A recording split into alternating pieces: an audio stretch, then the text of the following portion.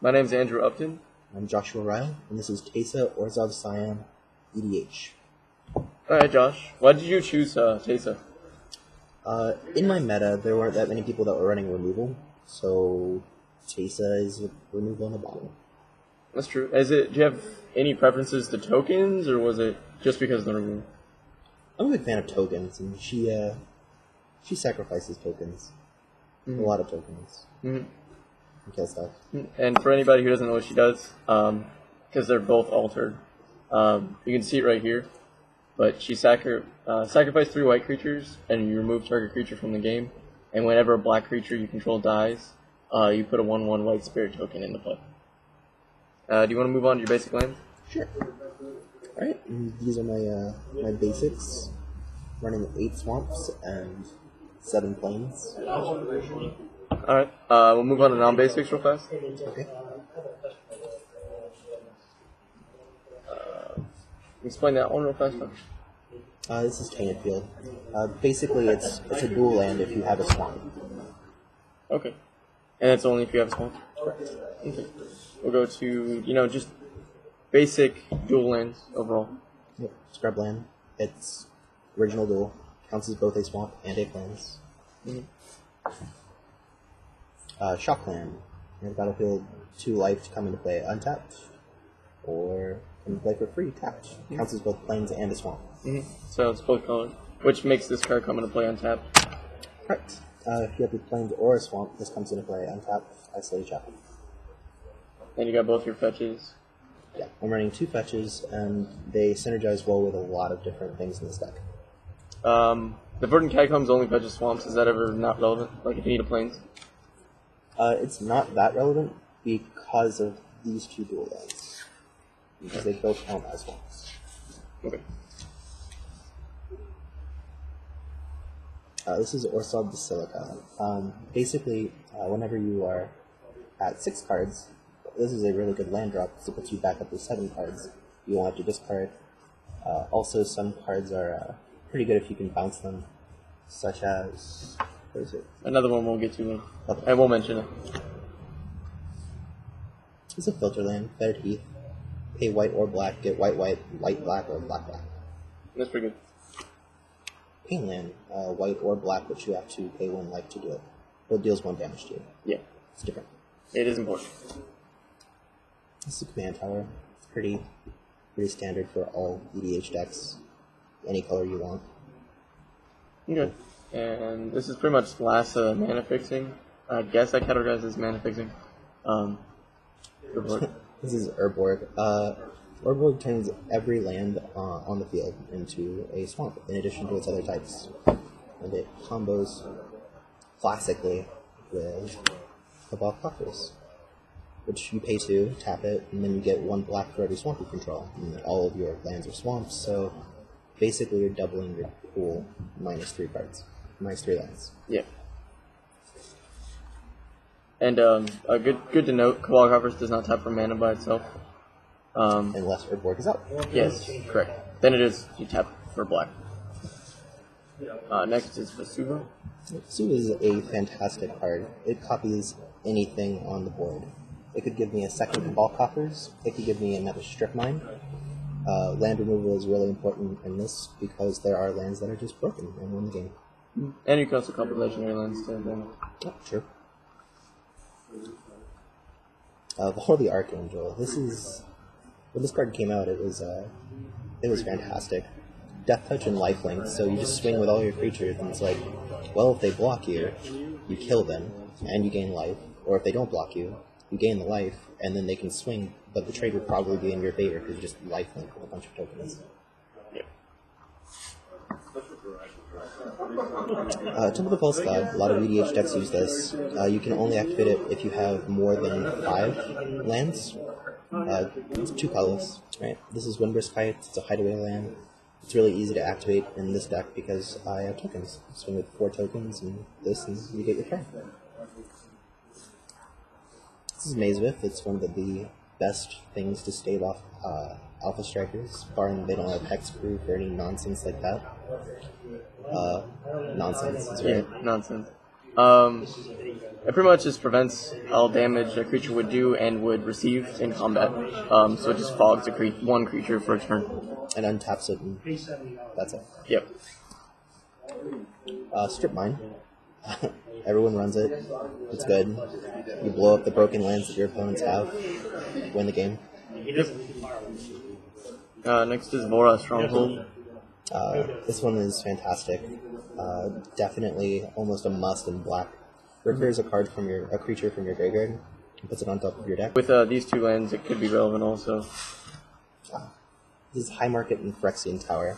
Phyrexian Tower, sacrifice a creature, add double black. It's a mana ability, so of course they can't respond to it. This is High Market. It's got the add one colorless, but it also has sacrifice creature, gain one life. In this deck, sacrificing creatures is a big theme. And then the last non-basics you have are the cycle lands. You know, they're just good. Yeah, when you don't want to land, you draw a card. Alright, we're moving on to creatures. The first one is Viscera. It's another sacrifice effect. It's surprise, so you can pretty much stack your deck any way you want if you're able to combo up. Next is Weathered Wayfarer. Weathered Wayfarer fixes your lands, and it lets you search for any land, which is extremely relevant if you're looking for the Urborg Coppers combo or land removal. Important to note, though, you can only activate it if an opponent controls more land. So you want to be, second. That's true. So if someone else hits their land drops, you want to, make sure you can activate it. Or play your bounce land. Yeah. Stoneforge Mystic. It's a white staple. It's part of the swords package that's in this deck. Basically, go search for an equipment and put it in your hand. And then it has the activated ability to put something in your hand and play. Oh, not something, but equipment. This is Rhea Summoning Skeleton, and everyone scoffs at this card, but it is probably the best card in this deck. It's a 2-cost. Comes into play, 1/1. You can kill it, sacrifice it, chump it, do whatever you want to it, takes a beating, and then later on, before you take your next turn, you just bring it back by paying 2. Yeah, and it's good with his general, because if he has his general at the same time, when this dies, he gets a white spirit token, which then can be a removal spell later, or a chump blocker, or an attacker. This guy fills a similar role. Yeah, this guy synergizes well with fetch lands and all kinds of crazy stuff. Basically, he dies anytime that landfall triggers. Whenever land in his battlefield, you get to bring him back from the graveyard. Yep. Twilight Drover is a house, a brick house. Whenever a token dies, that's not just your tokens; it's the opponent's tokens too. It gets a +1/+1 counter. It has the activated ability that you can remove a counter from it and get 2 tokens. So with enough mana, he can create an army for you. He's pretty much in most Teysa decks overall that I've seen. Oh yeah, any white token deck. Yep. Solemn Simulacrum, he's fantastic. Searches you lands, draws your cards. Whenever you combo it off with, what is it? Rebel Arc and... It's normally Safi, but I don't know if that one is in your deck. Yeah, Karmic Guide and Rebel Arc, you get all the basics out of your deck and draw all the cards that you really need to. This is Zhao Dun. He's one of the generals that I actually thought about building, but in this deck he's really good. You can sacrifice him on your first main step, your main phase, or anytime before your combat. And get back a black card from your graveyard. So that could be a board wipe, that could be a utility spell, a tutor. He gets you pretty much whatever you need. And also he does have horsemanship, which can only be blocked by creatures with horsemanship.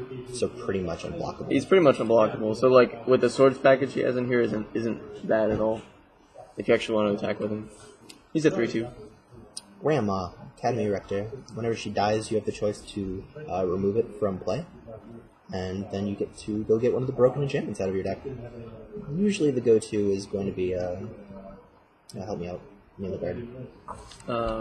Dead Snow? Yeah, Dead Snow. Which we'll get to later. Yep.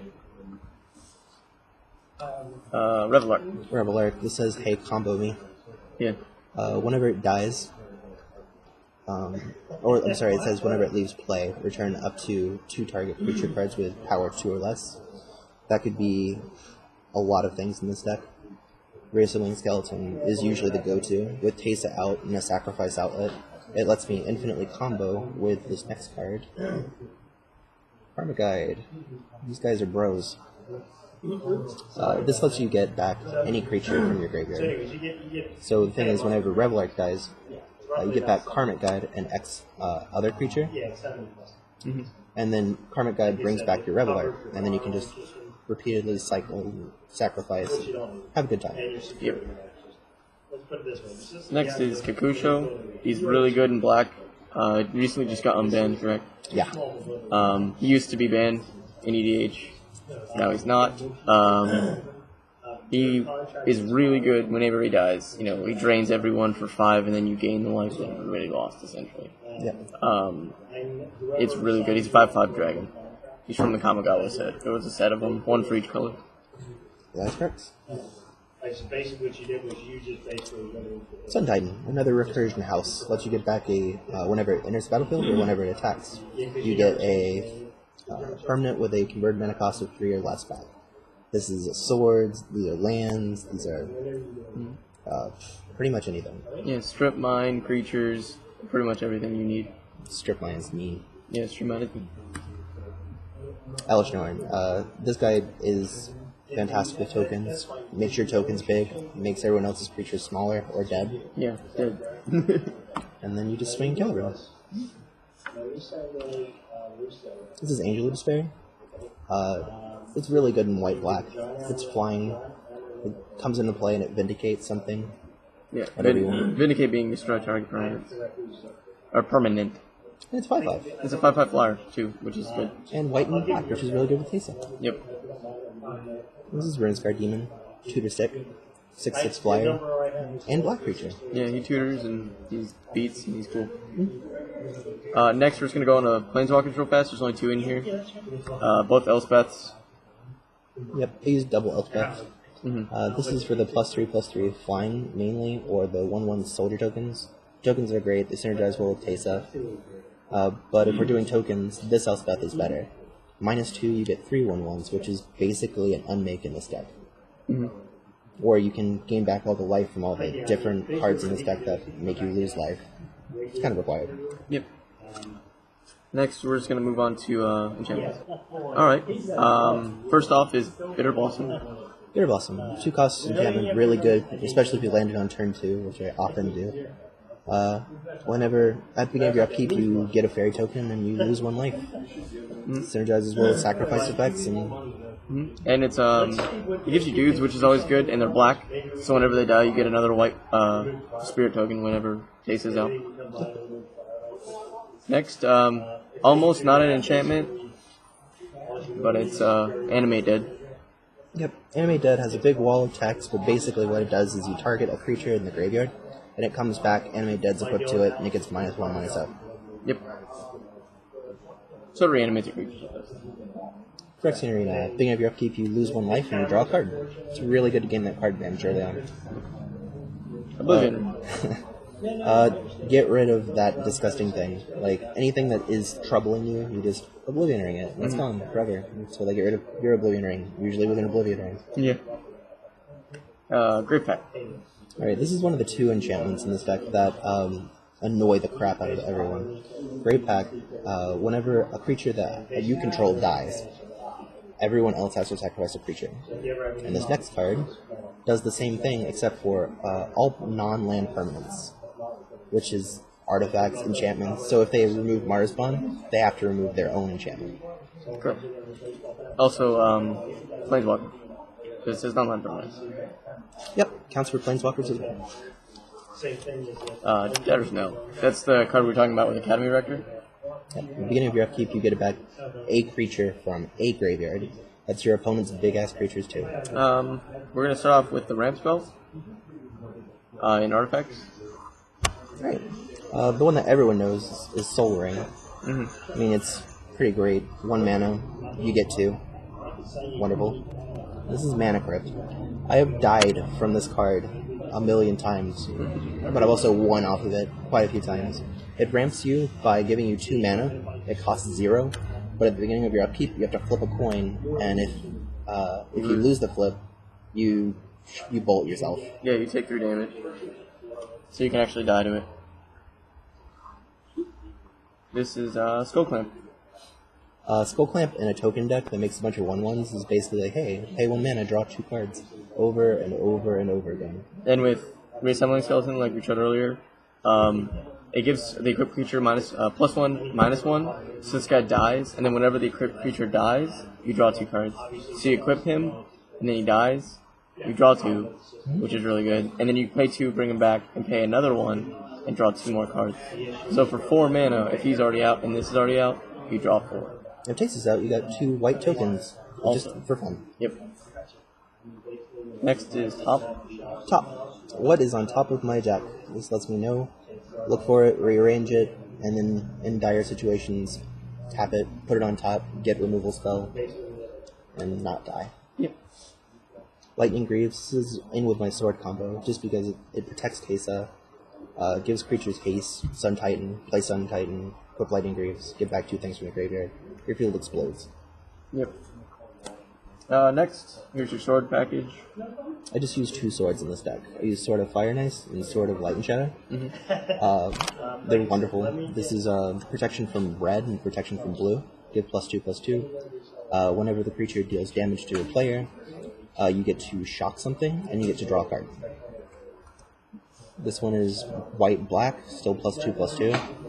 You get to gain 3 life, and you get to get back a creature from your graveyard to your hand. Alright, next is Ashnod's Altar.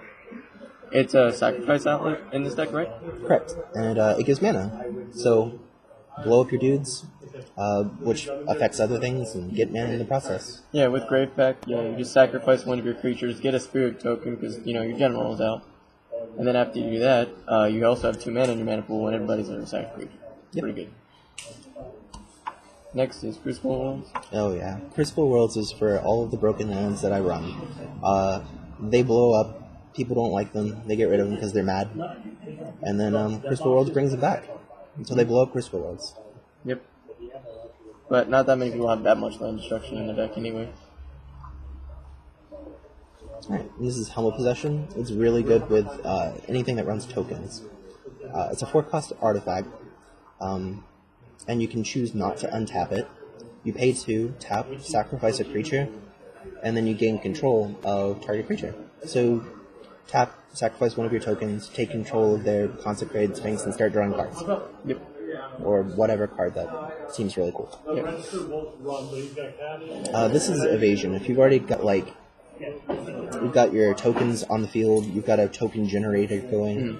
This thing comes out. It's called Eldrazi Monument. Thank you. I forgot the name. I just know the picture. It's in what? Is it Korean? Chinese. I think it's Chinese. Okay. But it gives all your creatures +1/+1, flying and indestructible. At the beginning of your upkeep, you have to sacrifice a creature every turn, which is why it's only really good whenever you've got something that can Produce tokens. Right. So you've got just infinite flying. Yeah, Bither Blossom does it. Twilight Rover, right? Or either the Teysas. I mean, either of the Elspeths. Yep, either the Elspeths do it along with Teysa and a recurable creature. Yep. That's it. Next is Instants and Sorceries. So we're starting off with this one. This is Enlightened Tutor. It's a 1-cost instant that lets you search your library for an artifact or enchantment and put it on top of your deck. It's really good for searching up Oblivion Ring, any of the artifacts that you need, like the ones that we brought up earlier. Just great card. Also a tutor. This is Vampiric Tutor. This is the best tutor in the deck. It's 1 cost. You pay 2 life, small price to pay, and you get to search your library for any card and put it on top of your deck. The best things to do with this are miracle cards, because then you're guaranteed to miracle them on the next draw. So the next time you draw a card. Yep, and because it's an instant, you can do it right before you draw your card. Yep. Opponent makes you draw a card on their turn. You know, whoop. Yeah. So you can get a bunch of angels, here's board some angel. white, tuck the generals, do whatever you want. Yep. Vampiric Tutor's great. Next cards are very similar, so I'm going to put them together. Path to Exile. These are both exile cards. 1 cost instants.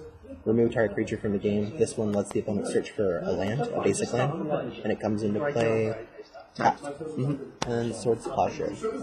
Exile target creature, and they gain life equal to its power. Yep. Next, removal spells. This is Mortify. Destroy target creature or enchantment. It's 1 white-black. Really good for removing all those pesky enchantments that win the games all the time. Or creatures. Or creatures. Yeah. And this is Unmake. This is probably the best removal spell in a bottle in the game. I mean, it's a 3 cost. That's the only downside. Remove target creature from the game, so you just don't have to deal with it anymore. That's like a Miss Hollow Griffin or something. Yep. It's pretty much what his general does. Like, if you imagined each one of the like mana costs was a spirit token, it's what Teysa does. This is White Sun Zenith. It's an instant X spell. Lets you put X 2/2 white cat creature tokens on the battlefield and then shuffle White Sun in. Really good whenever you've got a big amount of mana open. You're sitting on it in your hand. Like, the field doesn't look too great, so you just pause, let it go around. Right before your turn, you explode with a bunch of white creature tokens, and then you just swing in and win the game. Yeah, or if you need to exile some creatures, someone's about to kill you, flash in a bunch of white tokens, sacrifice them with Teysa, get rid of the creatures that are killing. True stories. Return to Dust. This is really good for exiling artifacts or enchantments. On your main phase, you get 2. Any other time, you only get 1. Yep. Next, Reanimate. Reanimate. Pretty much does what it says. Exactly. And you lose life for the creature's current mana cost. Command Tutor. This is probably the best tutor. It's a 2 cost, gets you any card, and it goes to your hand. Yep. Diabolic Intent basically does the same thing as Demonic Tutor, except you have to sacrifice a creature. Yep. That could be a good or a bad thing. Yep, and in this deck most of the time it's a good thing. I'm gonna put these together. They're both black X spells. Okay. Profane Command is probably one of the best cards in here. You can. It's got, what is it, 3 modes? Target player loses X life. Return target creature with converted mana cost X or less from the graveyard. Or target creature gets -X until the end of turn, or up to X target creatures gain fear. Really good to just like make target player lose X life and then give all your creatures fear and swing in and they can't do anything about it. Yep. And then Exsanguinate. Exsanguinate. If you get like a bunch of mana, Exsanguinate is probably the best card in this deck. It is. They all lose X life, whatever you pay into it, and you gain all the life that was lost that way. It makes a huge difference in life totals. It's a good way to kill everybody at the same time, but also a good way to make all your opponents angry. It's not the most political card. No. But it gets you life. Yes. This is Black Sun Zenith. It's one of the shuffling suns. Yep, just like White Sun. It does something completely different though. It's a board wipe. It puts -1/-1 counters on creatures. He's in the area. They didn't charge you for anything. This is Vindicate, the actual card. Destroy target permanent. Yep. This is what everyone refers to when they say destroy target permanent, because that's what it does. Next is really good in your deck. This is Lingering Souls. I mean, standard, it's been a big thing for a while now. 3 costs, put 2. 2 costs, bring 2 back. Like, yep, you get 2 spirit tokens, then they're white, so they're good with your general, and they're just good in general. It's a good early turn play anyway, because your deck's very high in mana cost. It's a miracle. Entreat the angels. Get a bunch of angels as a miracle. It's great. Yep, they're white, so they synergize with your general. The tokens would synergize with your deck, and you can mirror soul it. Yeah, and you can blow up someone up with a lot of men. When it was. Spectral Procession. This card was really big back whenever it came out. It's 3 white or 2. 2 colorless per white, essentially. Yeah. Instead of penguin. And you get 3 white, 1/1 white spirit token creatures. Sorcerer speed. It's also synergizes really well with Windswept Heath. It allows them to cast a spell for free because it gives them all the tokens it needs to attack with. Or it's Unmake. Yes. This is Day of Judgment. Blow up all the creatures. They can be regenerated. Yeah. Here's these 2. Blow up all the creatures. They can't be regenerated. Yep, 1 in black, 1 in white.